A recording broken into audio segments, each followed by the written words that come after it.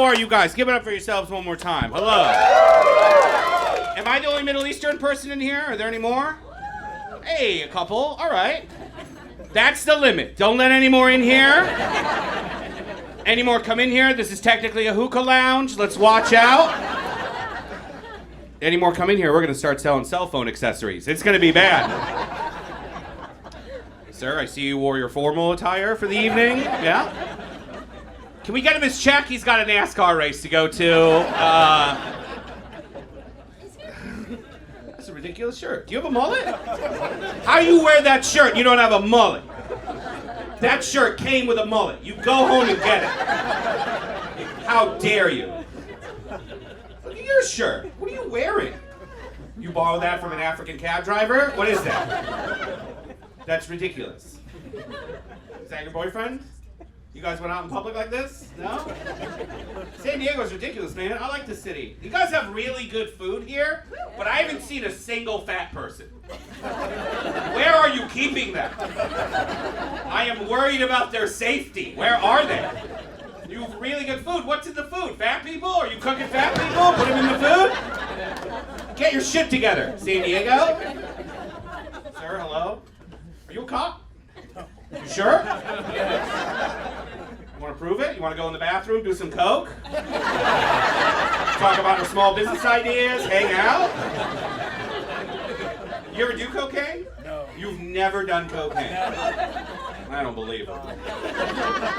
I think cocaine should be legal. What do we think about that? Very soft golf clap from in the corner. Hey, pay attention. Who are you talking to? You guys talking about ketamine or Coachella? What's going on? You do coke? What are you talking? What are you snitching on him for? Oh, the Middle Eastern people can't do coke? Is that what you're saying? We can do coke just as good as you honkies, dude. We probably invented it, and then you guys stole it and made it stupid. You did with it what you did to yoga, like go yoga. I'm so mad about go yoga. That's a brown people thing. We invented goats and yoga. Those are both our things. You guys stole it, you Caucasianed it up, and you sold it back to us. Unbelievable. I think cocaine should be legal. Not a lot of cocaine. Just like a bump at a time. That's it. Do we know what a bump of coke is? It's a small amount of cocaine you do off of like a house key or a stripper's fingernail. Someone's never been cleaned before. Just a little bit. And you can only buy it at the airport. That's how we'll do it. What a perfect place to do cocaine. You're at a Chili's Express. You got your shitty kids with you. You're going to Orlando. Fuck it. Do a bump. Who cares? All the money goes to public schools. That's how we'll do it. Yeah. Oh, you like your music program, Billy? Yeah, it's because I got zooted at O'Hare. I feel great. Saved my marriage.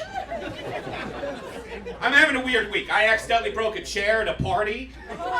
I know. Let me tell you, if you're fat, you break a chair, you're done sitting for the night. That's it. You've lost your sitting privileges. They've been revoked. I'm not gonna risk it. I'm not gonna break 2 chairs in one night. That's a spree. I'm gonna end up on the news. The Jeffrey Dahmer of chairs. Like a skinny person breaks a chair, people are like, oh look, a faulty chair. Someone better email the manufacturer before more people get hurt. I break a chair, it's an ordeal. Amber alerts go off. It's a problem. People are like, where are my children? Are they safe? You can't eat after you break a chair. You look guilty as shit. It's like returning to the scene of the crime. Oh, look, he's eating. We haven't learned a goddamn thing. I went to a doctor recently. He was fatter than I was. I was furious. I didn't even think he was a doctor. I just thought he was another fat fuck waiting for the doctor. No, he took out a chart. He was like, you have high blood pressure. I was like, motherfucker, we have high blood pressure. Gotta calm down. We need to leave here and go to a real doctor. What are you talking about? Someone better call us an Uber XL. We gotta go, dude. Before one of us gets hurt. I'm not taking medical advice from a guy I can't sit next to on an airplane. I'm not gonna do it. That's not a good qualification for a doctor. Listen, if you're chubby and Middle Eastern like I am, DJ Khaled is your only celebrity. I think about this all the time. That's literally the only celebrity I have. You guys have so many celebrities to choose from, musicians, politicians, athletes. I only have DJ Khaled. He's an idiot. I don't want him as my role model. You know what his stage name was before it was DJ Khaled? It was DJ Arab Attack. You can look that up. He put that on his taxes. That's the name he chose for himself. You know what the crazy thing is? He changed it to DJ Khaled right before 9/11, which means DJ Khaled totally knew about 9/11. Like he heard the plan and he was like, one plane? No, another one. Add another one to the mix. Woo! This guy found out that there's a huge military base here and chose to still do that joke. So I'm very brave. I'm very, very brave. Are you in the military, sir? No. Okay, well. Daughter is. Daughter is, all right. Is she here? No. Is that her? Thank you for fighting your urge to kill me. I appreciate that, if that's your daughter. That's cool. There's a strip club around the corner that has free lunch. Yeah, you were like, yeah, it's pretty good. Not bad. Solid sliders. That's a weird thing to order in a strip club, sliders. It's gross. I don't want to ever say that. Let me get a slider in here. No, leave. Weed's legal here, I think. I haven't checked. I just go to a town. I did a show in Wisconsin and I forgot to ask. And people were looking at me crazy and I was like, oh yeah, this is Wisconsin. No. You can't just smoke weed everywhere. I'm not even good at smoking weed. I accidentally smoked crack like 2 days ago. Shut up, you don't know me. I didn't wake up that day scrounging around looking for crack. That's what crackheads do. I was in a show and a gentleman in a Looney Tunes shirt tucked into his jeans, that's what he was wearing. He asked me if I wanted to smoke. I'm not gonna lie to a fella who's dressed business casual like that. I said yes. We went outside, he handed me a joint. I took a puff of the joint and the joint made a lot of noise. It was very loud. And in my experience, marijuana is a very quiet drug. It doesn't make a lot of noise. So I asked him a few questions. I was like, sir, what's going on with your joint? Is it just a Bluetooth speaker that you're passing around? Perhaps it's full of firecrackers. Let's troubleshoot your joint. Let's figure it out. And he said, don't worry. So I wasn't worried. But he said, don't worry. I sprinkled a little bit of my crack in there. That's what he said. He called it my crack like it was his grandma's recipe. I really appreciated that. And then he passed me the joint again. And I took another puff. I did take a second puff of that joint of crack. Let me tell you why I did that. The only time in your life it's appropriate to smoke crack is after you've already smoked crack. That's it. This is a once-in-a-lifetime opportunity I may never get again. It's not even that big of a deal. Like, you ever go to a restaurant, you order something, you get the wrong thing, you eat it anyway? Exact same situation. I didn't order a joint of crack, that's what I got. I'm hungry. Also, who shares crack? I've never heard of that my entire life. That's not a very shareable drug. We're in a recession. You're sharing crack? What are you doing? What kind of kind-hearted drug addict is out here? That's the most Christian thing I have ever heard of in my life. That's what Jesus would do if he smoked crack. He'd be like, blessed are the meek, for they shall inherit the crack. That's what... He would have been up in 2 days selling all the copper wiring he get his hands on. I'm really trying to get killed here tonight before I leave. I don't know why. They were like, hey, Sohrab, we're doing a really important taping. I was like, cool, I'm going to open with crack and Jesus and 9/11. And then we'll do some race stuff. Round the whole thing off. I'm not going to do race stuff. I'm trying not to make fun of white people, sirs. That looks like future you.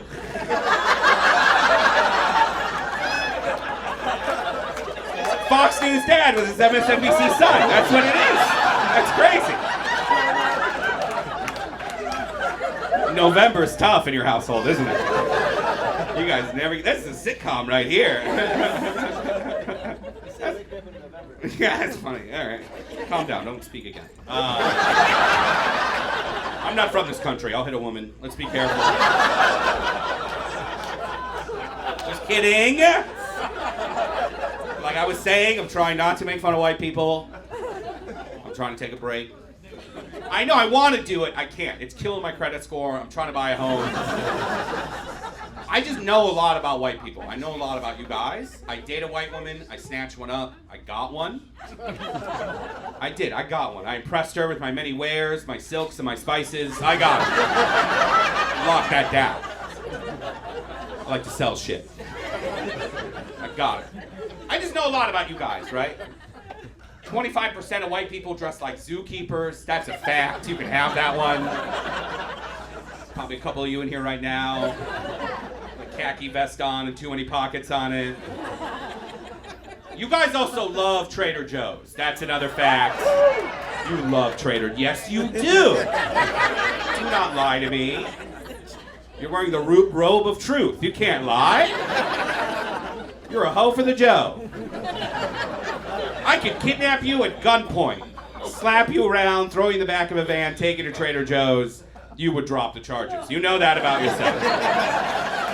You'd be like, what a weird Uber ride. I don't know why you hit me. You shouldn't have hit me. I didn't like that. Every time I stop making fun of white people, they do some shit and they pull me right back into it. I'll take a break from making fun of them and I'll find out that they're out here giving their dogs DNA tests. I don't like that shit. Found that out, I didn't like it. They're taking blood from their dogs, sending it to a lab to figure out the dog's genealogy. What are you trying to teach racism to dogs? What's going on? Is that a new trick of theirs? Sit, stay, segregate. Segregate the other dogs. We're doing poodles only in this fucking dog park. I just want people to be better at racism. Does that make sense? Yeah, it's a good thing not to clap to. Sometimes people clap and they're like, yeah, I should work a little harder at it. Just be better at it. I was in Indiana. Do you guys know about Indiana? It's the worst state in the union. It sucks. It's a terrible place. I was there at 10:30 in the morning. I'm there working. I'm there doing my day job. Somebody rolls down the window. They call me the N-word. Which, that's bad at racism. You're not good at it. That's not the right thing to call it. It's also 10:30 in the morning. Who's that racist before lunch? Grab a sandwich. See how you feel. I had to call my employer. I had to call my boss. I was like, hey man, what's up? Over here in Indiana, just got called the N-word. What do I take, like a half day? How do we handle this? Who do I got to email? Are we going to lose you on this next one? You know what you see a lot of in Indiana? You see a lot of Amish people. You know what Amish people hate? When you call them farm Jews. They don't like that very much. That's a tough one. No, that's a tough one. That's fair. A lot of people got offended in here at that one, which is weird. I didn't see anyone park a horse to get in here. I didn't think there were any Amish people in here. I told that joke to a room full of Amish people. They loved it, all right? They did. They built me a barn. We had a good time. We hung out. I'm gonna get out of here. I'm gonna tell you guys two stories and then I'll leave. I'll tell you, these are two of my favorite stories to tell. Does anyone in here know about Cedar Point in Ohio? A couple people, yeah. For anybody in here who doesn't know, Cedar Point is an amusement park it's the best amusement park in the world. It happens to be in a small town in Ohio. They literally have the best roller coasters in the world. Like if you want to ride a roller coaster, you gotta go to Cedar Point. I am not legally allowed to step foot anywhere near Cedar Point. I will be arrested immediately. Here's the story. Here's what happened. When I was in college, I used to sell mushrooms because I'm Persian. I'm very mercantile, like I said. I like to sell shit. One year, me and my fraternity brothers, we got a job at Cedar Point, and I had a really good idea. I was like, I'm going to bring a bunch of mushrooms with me to Cedar Point. I'm going to sell them.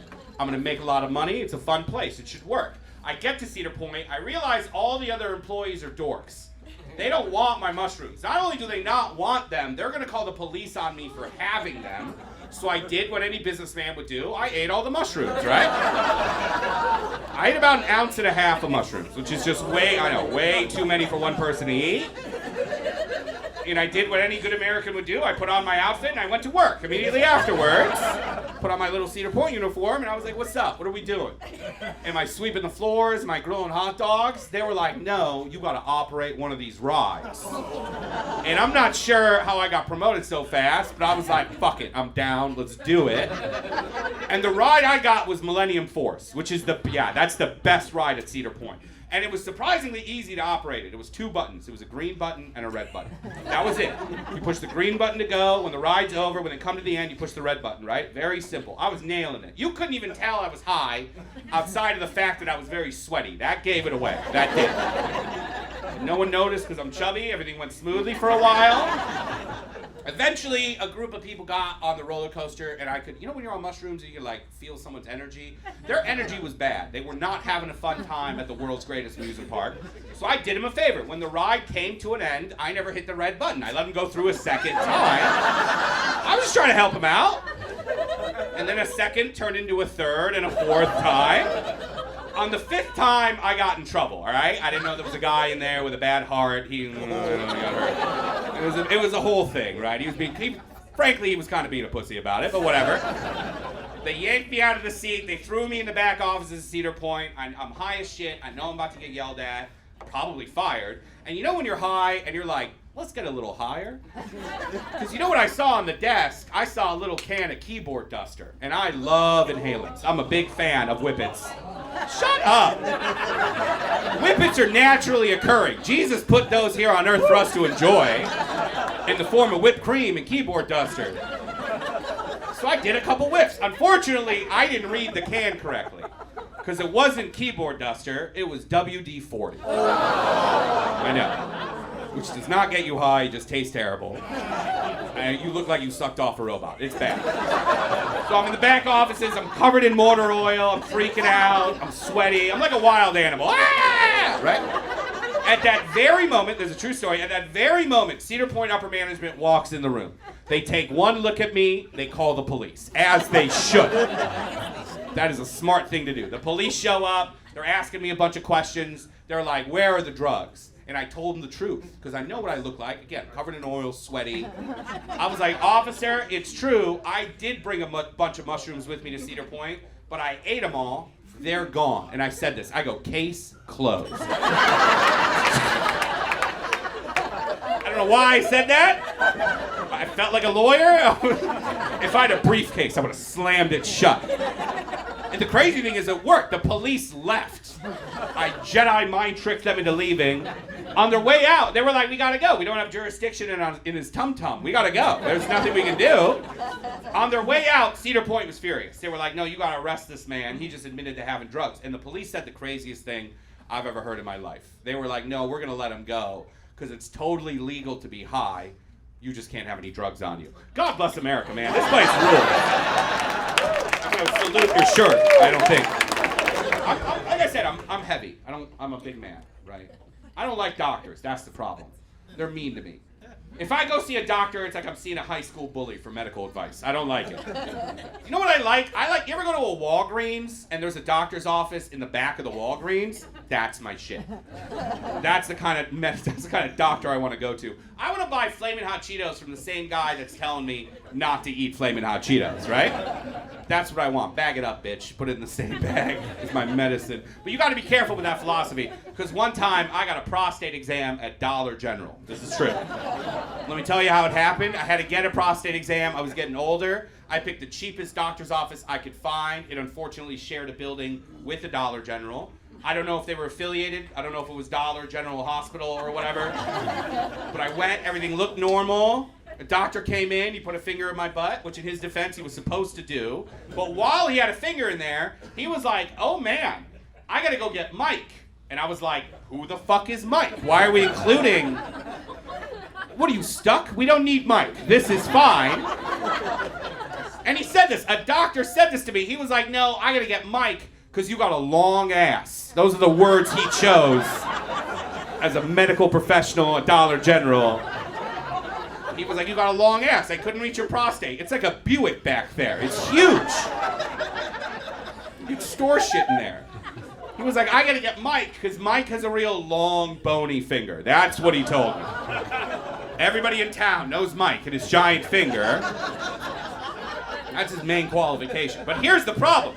He never called him Dr. Mike. He just called him Regular Mike. Who the fuck is Regular Mike? I don't want Regular Mike. I want Mike PhD, all right? I don't want Mike, the night manager at Dollar General, who just worked a night shift and is very tired. I want a regular doctor. He was like, no, it's fine. I'll go get Mike. He went. He got Mike. Unfortunately, Mike showed up to this thing. He was wearing a Looney Tunes shirt tucked into his jeans. That's how he showed up. Hey, you guys paid attention.